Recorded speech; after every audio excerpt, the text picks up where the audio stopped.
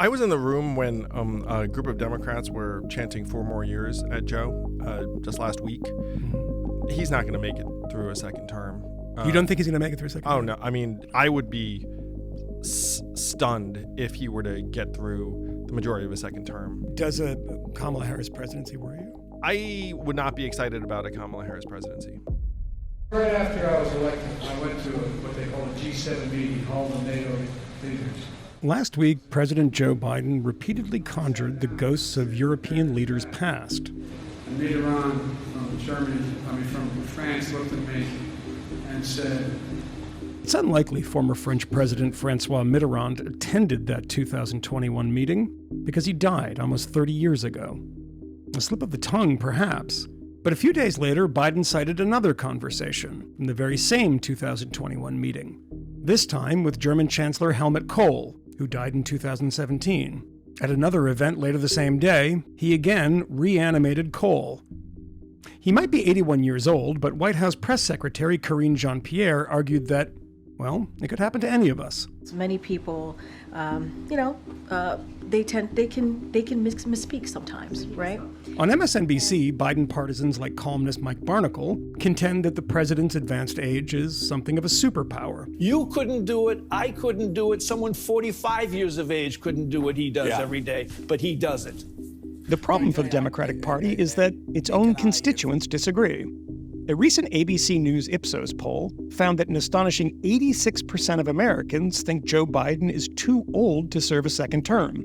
Even the New York Times editorial board, a reliable ally of the administration, acknowledged that Biden's age is a legitimate concern. But most damaging to the president was the Justice Department report into his handling of classified documents. Special counsel Robert Hur determined Biden shouldn't be criminally prosecuted, while citing his poor memory and diminished faculties. Former Democratic presidential candidate Andrew Yang admires Joe Biden and thinks Donald Trump is a threat to American democracy, which is why he's out on the stump for outsider presidential candidate Dean Phillips, the Minnesota congressman waging a quixotic campaign to replace Biden on the Democratic ticket. Yang says he can't support Joe Biden for a simple reason. Joe Biden cannot beat Donald Trump. I sat down with Yang in New York City to talk about the 2024 election, the future of democracy, and what he calls the coronation of an uncommonly weak incumbent. Let's start with the current crisis, the current election. You know, it's a funny thing to watch a clip of you on CNN with Jim Acosta attacking you for about 9 minutes straight because you dared to start a political party. You don't see the Forward Party as a potential spoiler. Is this an attempt to pump up book sales? And who is going to be bankrolling the Forward Party? You know, if you want to run the country, you're going to have to make some hard decisions, Andrew. Could potentially throw the race to Donald Trump, put Donald Trump back in the White House. Is that what you want? People are attacking you now for the Dean Phillips stuff and saying, why don't you just clear the way and anoint the king of Joe Biden? Anything that you do, Andrew Yang, is helping Donald Trump. Right? Well, I mean, you've heard this argument, right? Of course I have, but serving Trump an eminently beatable opponent in November is the biggest assist one can make to Donald Trump. You put Donald Trump So Donald Trump wins, it's the Democrats' own fault in a way. They're serving the country back to Donald Trump. I mean, if you talk about him as such a cataclysmic threat, which, by the way, I think he'd be a total catastrophe as president a second time, much worse than the first time, then don't you owe the country a candidate who has the best chance of beating him? And if you had Dean Phillips, a 55-year-old former CEO, second most bipartisan member of Congress from Minnesota, which I'm going to suggest is a state kind of known for for being reasonable. It's kind of in the middle of the country, et cetera, et cetera. I think he beats Donald Trump because most of the country doesn't want Trump to come back, but they also have soured on Biden. If Dean Phillips were to be running as a third-party candidate, he'd obviously be castigated by everyone under the sun, being like, oh, you're going to enable Trump. And so if Dean Phillips does the responsible thing and runs within the Democratic Party, it's still, oh, you're enabling Trump. It's like he's actually doing it in the most responsible way possible. You've said quite a bit that you are fairly convinced at this point that Donald Trump is going to win. It looks like he's going to win. Or at least he'd be the heavy favorite. Yeah. Unless something dramatic changes. But yeah, I what think would that Trump's gonna dramatic thing be? Literally, it would be like a health event for either him or Joe. I mean, Yeah. those are the most likely variables. There also is legal troubles, which, and when I talk to Democrats saying, hey, guys, I think Trump's going to beat Joe, you should really look at changing your nominee, they say, oh, he'll be in jail by then, or something that strikes me as more wishful thinking. That's than aspirational. Than fact-based. Yeah. And so here's a statistical, here's the math guy's case as to why Trump wins. So if you rewind to 2020, Joe had like a 49-50% positive favorability rating, and he managed to eke out a win against Trump by, let's call it 50 or 60,000 swing voters in Arizona, Wisconsin, Georgia, something along those lines. Fast forward to today, he's got a 38, maybe 39% approval rating on a good day. I mean, it's the lowest approval rating at this point for an incumbent ever, as far as I can tell. I mean, yeah, he's an 81-year-old historically unpopular incumbent, and the Democrats running him again is irresponsible. It's asking to be beaten. It's been amazing to see the press fall in line and just go Joe when he's minus 25 among independents. Where do you see that in the press? Well, when Dean Phillips, and we'll get to him, I'm sure, declared, there wasn't exactly an introduction of a competitive dynamic if you were to look at, let's call it MSNBC or New York Times, which are the primary tone setters for the Democratic primary voting electorate. And when I met Dean and was talking to him about this, I got excited because I think Dean would beat Trump. Generic Democrat beats Trump by 6, 7, or 8 in most polls. It would be true in reverse, too, by the way. If there were a generic Republican, that person would be a double-digit favorite over, again, an historically unpopular But I mean, incumbent Republicans Joe Biden. want Donald Trump to be their nominee, it seems, in the primary process. That's not the case with Democrats. I mean, you see so many of these polls that a majority, and in some polls, a very large majority, do not want him to be the nominee. How did we get to the point that an unpopular Democratic president, who's unpopular with his own voters, is walking towards becoming the Democratic nominee when people don't want him to be? Well, what I say to people is that there are 3 decision makers in this drama. There's Joe Biden, there's his wife Jill, and then there's Joe's handpicked head of the DNC, Jamie Harrison. That's it. They tried to reorder the states. They demoted New Hampshire, told all of the other candidates in waiting, Gavin Newsom, Gretchen Whitmer, J.B. Pritzker, wait until 28 or we will shiv you. The Democrats have canceled all debates. They've literally canceled primaries in Florida and North Carolina. So they've tried to set up a Said Joe coronation of Biden Joe. will not do the customary Super Bowl softball interview with CBS, too, right? Yeah, that's like a gimme. You have a huge audience, but the fact is... Why do you think they canceled that? I think that they're worried about having Joe in any environment, even a moderately friendly one. And that's because he's... Well, I mean, he literally just mistook Macron for a Mitterrand who's been dead. Can I update since you on 96. that, actually? Oh, sure. There please. was a second version of this. Twice he said when he became president, he was hanging out with German Chancellor Helmut Kohl, who died in 2017. So that's a new one. But I saw the president speak in person 2 weeks ago, and there's a palpable difference between, let's say, now and 3 or 4 years ago. I mean, I was around Joe a ton 4 years ago because we were in the same primary. So he would speak, get off stage, then I would speak. So you think even in that time period, there's been a huge decline? It's rough. And this is what I'm angry at the mainstream press for, that they seem to be ignoring things that a lot of us can see. So I want to go back to how the heck we get here. So Joe and Jamie clear the field, say, look, guys, there is no real primary. No one steps up to challenge him except for Dean Phillips. And Dean gets 20% in a New Hampshire Democratic primary that draws maybe 110,000 voters. The rubber's going to hit the road on February 27th in Michigan. And so if all of the independent voters of Michigan look up on Feb 27 and say, I only have one race to consider, and it's this guy, Dean Phillips, that maybe I haven't heard that much of. Let me look into him, and Joe Biden. Then I think Dean can put up a very big number. If the independents of New Hampshire had piled into that primary, Dean probably gets 40 or 50 instead of 20. And that was. But he's not going to win.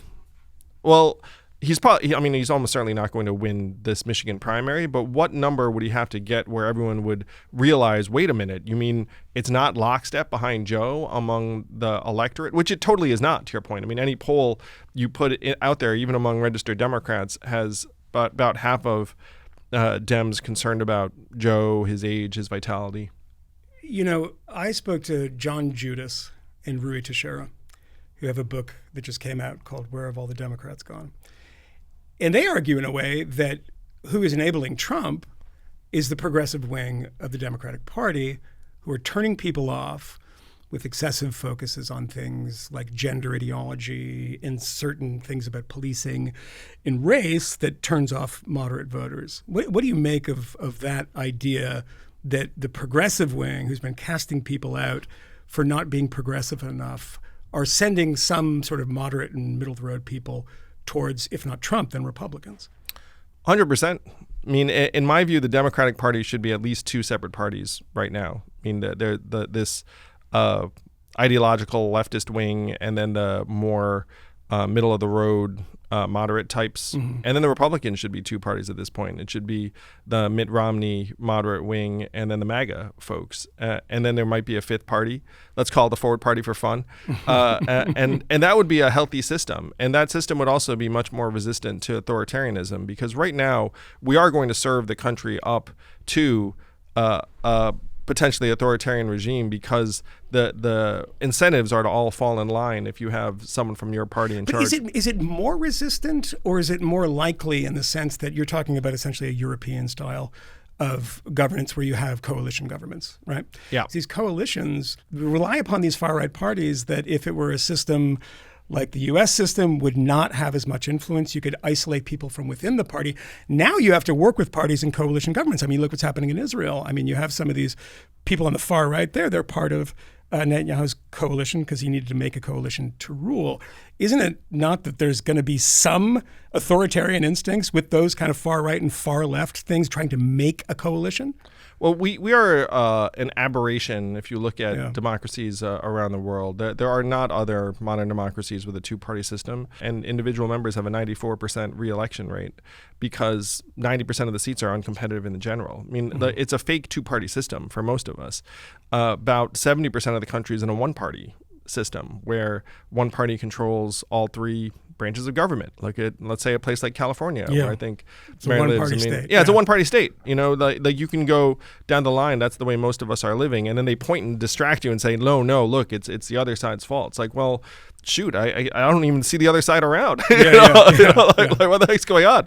So I voted in my last local election here in New York City, and there was zero meaningful choice on that ballot. Yeah. I genuinely felt like I was part of kabuki or a theater show. It's like I'm here to not like fill in the bubbles that have been pre-filled out for me. There's no meaningful choice on this ballot, and I've been at events where a young person will ask a political figure and say, "Oh, what should I do?" And they'll just say, "Vote." And I'm like, "Are you kidding me? Like, most of our votes are meaningless in this system because you've set it up that way." And then there's this fiction that we all share that are like, oh, if enough of us vote. I mean, you look at the percentage of Americans who think we're on the right track. What is it?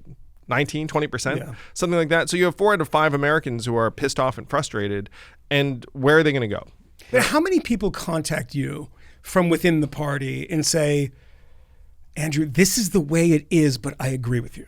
I'm on your side. But I can't do this right now because we need to, push Joe Biden into a second term.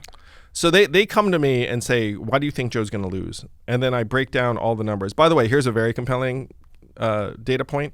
The Biden campaign put in $25 million into an ad campaign in the swing states to buttress his numbers because they saw how bad they were. Mm-hmm. Impact, 0. And then they say, oh.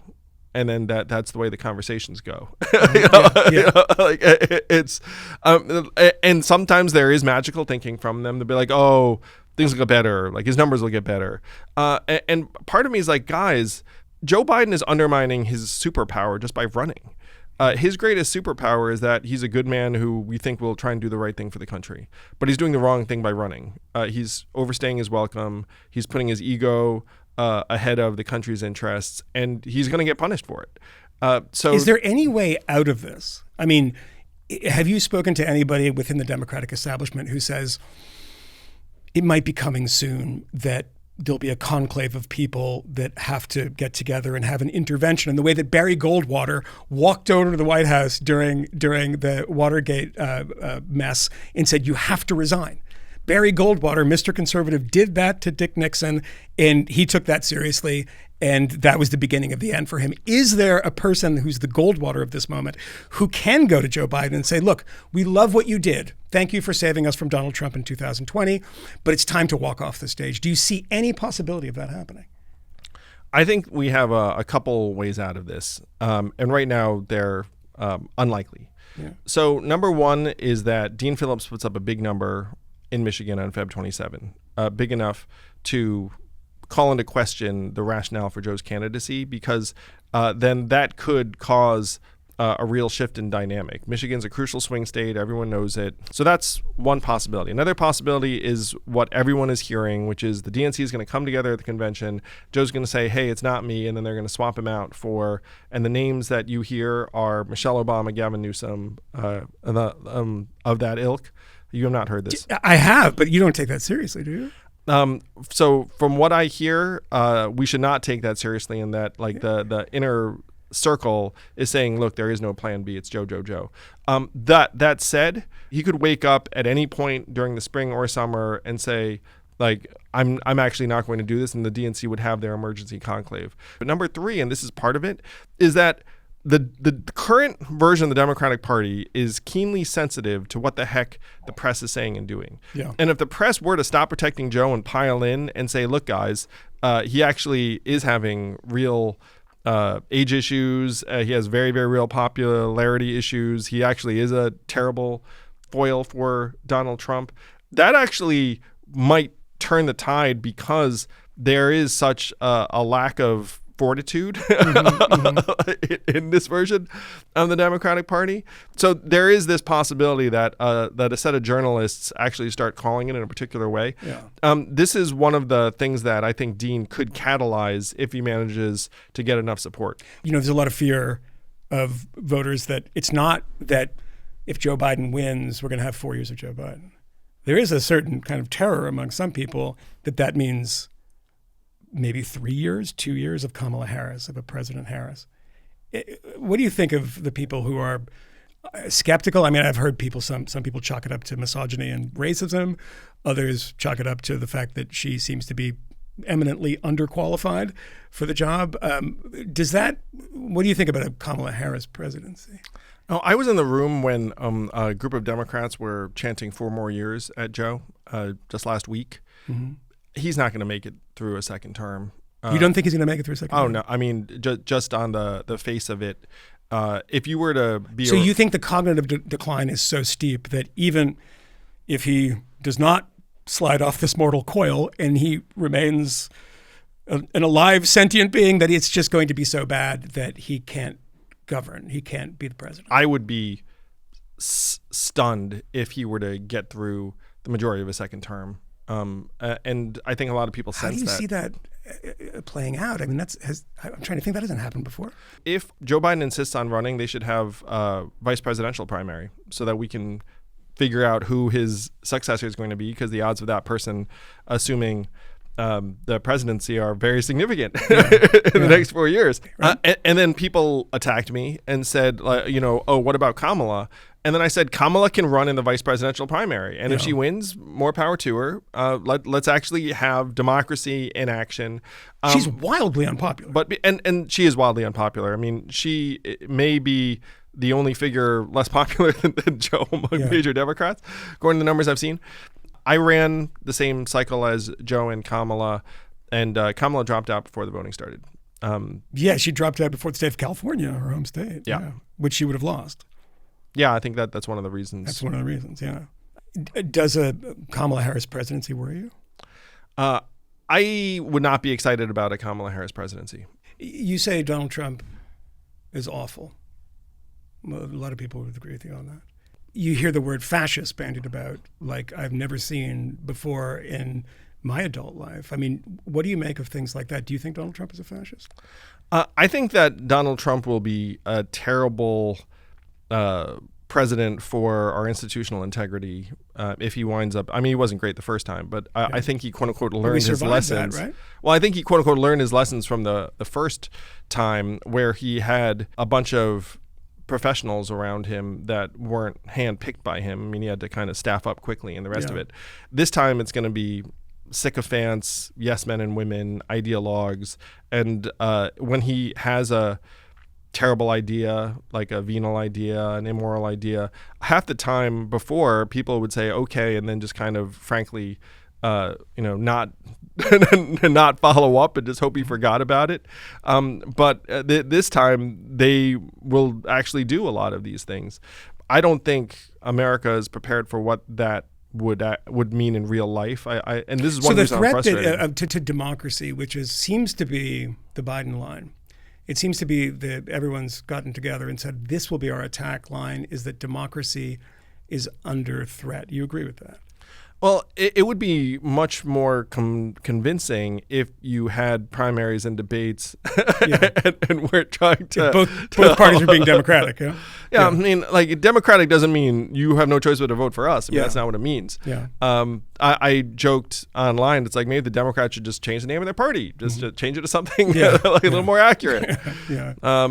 Like the institutionalists or the lemmings or whatever it is. But do you think it's the institutionalists versus the authoritarians? Is that kind of how you see this election? I see it as the institutionalists versus the anti-institutionalists. Yeah. And I think that our institutions have been flawed and disintegrating in various ways, but blowing it all up and tearing them down is like an appealing notion only if you're like a high schooler. You know what I mean? Like, Steve Bannon. You know what I mean? Like if you're actually an adult, then you look at it and say, okay, I get it. Yeah. We have failed the American people in myriad ways. And so what can we do to try and right the ship? I mean, that's why I do what I do, is like I'm for modernization and improvement of various institutions. Mm-hmm. But I recognize that the institutions, if they were functioning better, would be a good thing. But is he an authoritarian?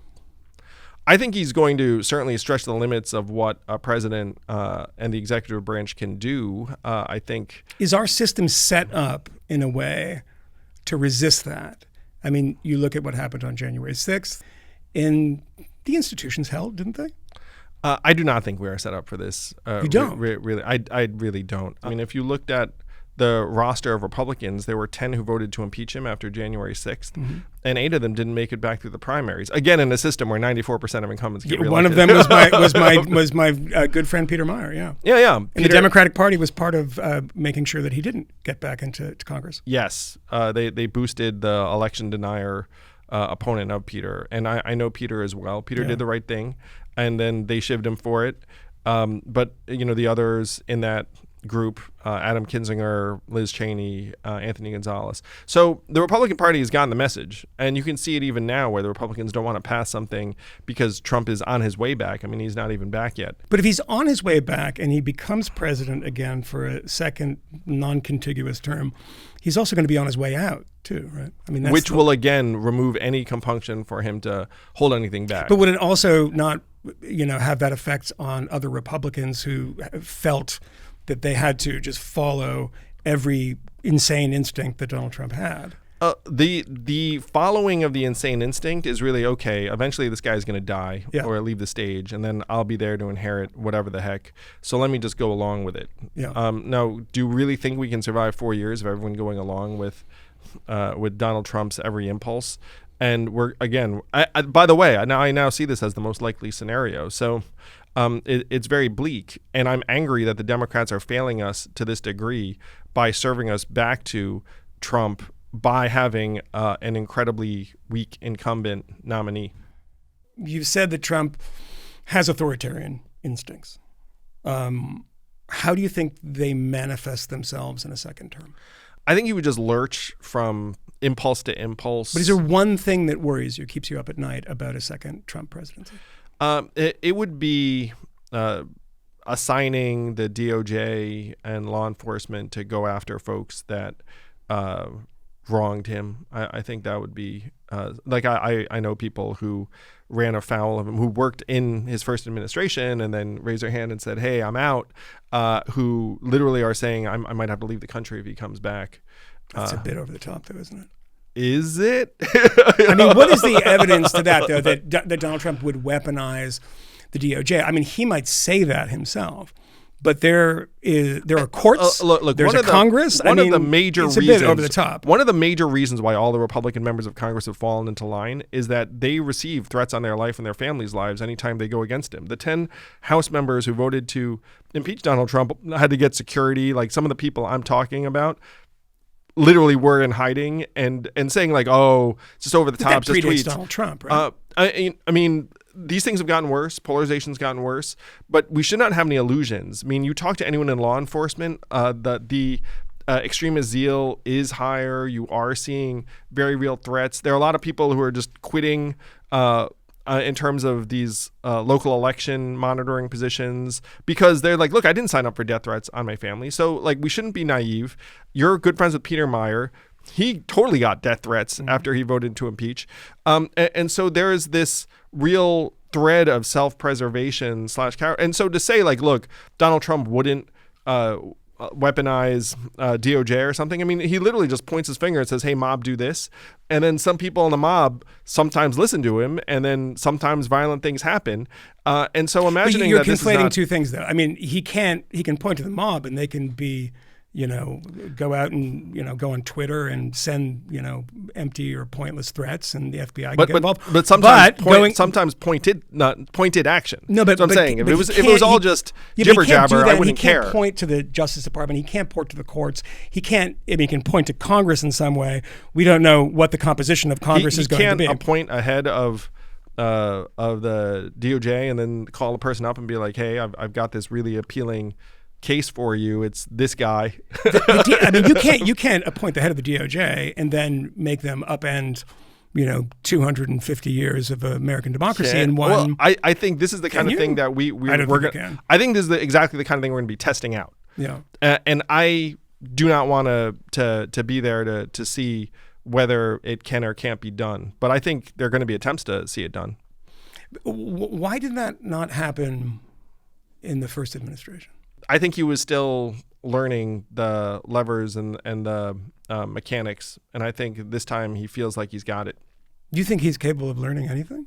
Well, part of it, I think he's capable of learning that he doesn't have to stand for re-election again, and that and that this time it's going to be. By the way, this isn't speculation. Just like watch one of his speeches, and he's like, "It's retribution time." Yeah, for sure. It's so. What the heck does retribution mean? Yeah. So for those people who were on the outs with him, had to go into hiding, had threats on their life, etc., for them to say, "Hey, I might have to leave the country," that strikes me as eminently rational. That's not like them being sensationalist. Do you think it's rational to leave the country because people in the MAGA world sent emails to you? Oh, no, it was much worse. I mean, some of the people I'm talking about literally had elements of their life destroyed. So it's and again, I mean, we're is this having a bipartisan conversation. Thing, or is this more on one side than the other? I mean, I remember that often forgotten about somebody arrested on the street in front of a conservative justice's house with a handgun, saying that they were going to go and take care of it, right? You remember that? I'm deeply concerned about polarization on both sides.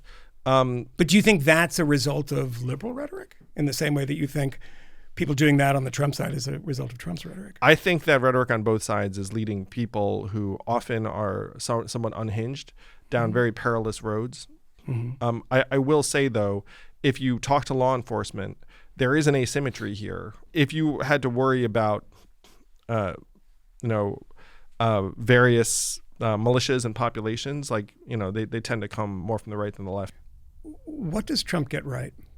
I think Trump articulated the anger and frustration that a lot of Americans feel. His calling out of various institutions, again, in my mind, it's not necessarily constructive the way he goes about it, but that's a style I think he pointed question, out. Right? He pointed out, and this is one of the things too. It's like when you look at the media, they're always after him for a misstatement or a style thing or like being a jerk. And then there are a lot of Americans who are going to vote for Trump. Are like, look, I think he is a jerk, but I will take that over the other side. Cadaver. And at this point, if you're not one of them and you're not judging them, they'll actually give you a look.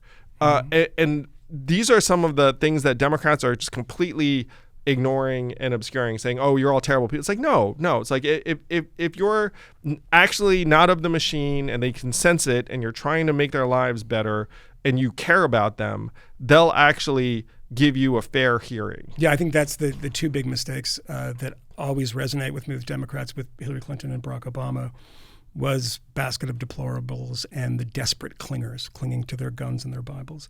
That showed that if you wanted to create a script to look like a coastal elitist, that was the one that you should hew to. Right? But this is one of the problems. And Joe Biden said at a press conference a number of weeks ago, there are 50 Democrats who could defeat Donald Trump. He's right. Mm-hmm. Dean Phillips would defeat Donald Trump. Michael Bennet would defeat Donald Trump. Like you take someone who's just like a mainline, sane figure under the age of 75, and they beat Donald Trump. Like why it needs to be Joe Biden is beyond me. And you know who's going to turn it around? Yes. Dean Phillips from the state of Minnesota. Check him out. Yeah, we're Dean24.com. Andrew, thank you so much for joining us. Thanks really for having me, appreciate it. Michael. It was fun.